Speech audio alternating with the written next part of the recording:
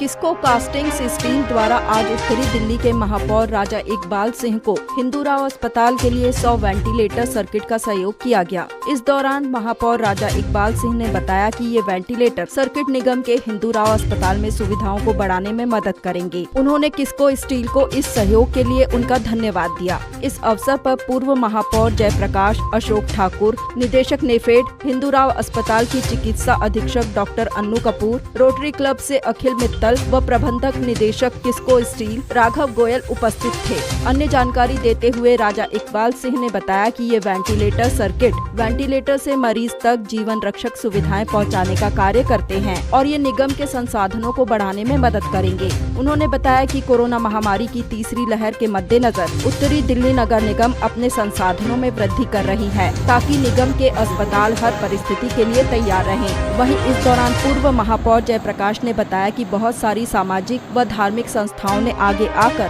उत्तरी दिल्ली नगर निगम की सहायता की है। उन्होंने कहा कि उत्तरी दिल्ली नगर निगम के सभी कर्मचारी व अधिकारी नागरिकों की सेवा के लिए दिन रात कार्य कर रहे हैं ताकि नागरिकों को बेहतर से बेहतर सुविधाएं प्रदान की जा सके।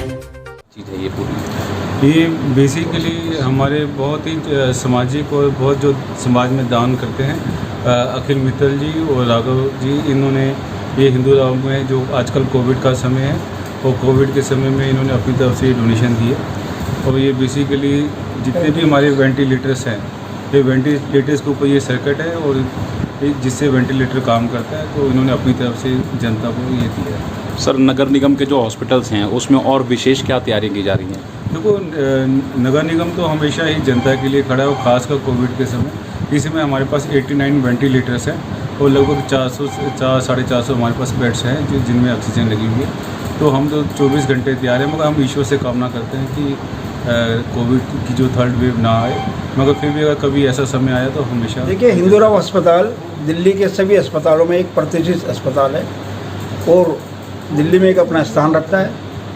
और कोविड की चाहे पहली लहर थी चाहे दूसरी लहर थी, उसमें हिंदूराव अस्पताल ने एक मिसाल कायम की है।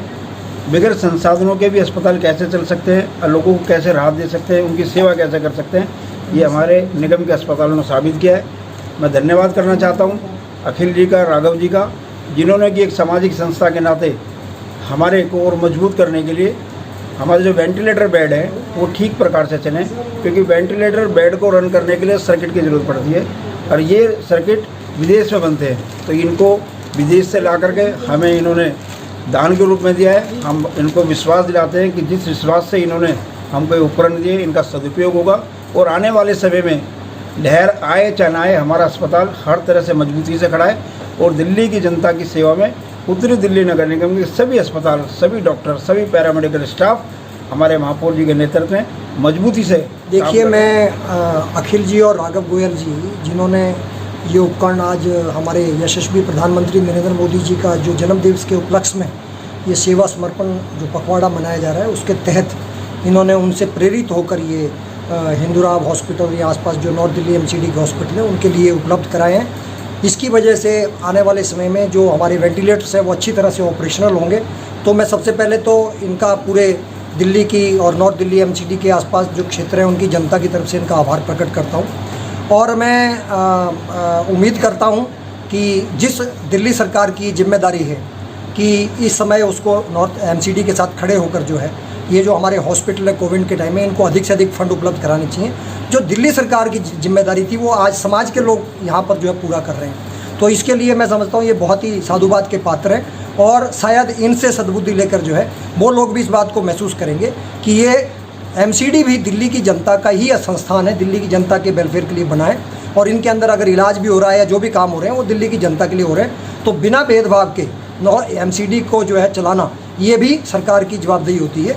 तो मुझे लगता है कि आज इन्होंने एक एग्जाम्पल यहाँ पर कोट किया और भी आने वाले समय में कोशिश होगी कि समाज की विभिन्न संस्थाओं के माध्यम से जो कमी यहाँ पर रह जा रही है उसको पूरा करने का प्रयास। I would like to express my gratitude for this donation because हमारे पास वेंटिलेटर्स भी डोनेशंस में आए हैं, बट अ वेंटिलेटर पर से can not be of any use unless there is a breathing circuit. Ventilator को पेशेंट से ही कनेक्ट करता है and that is how the patient is able to breathe.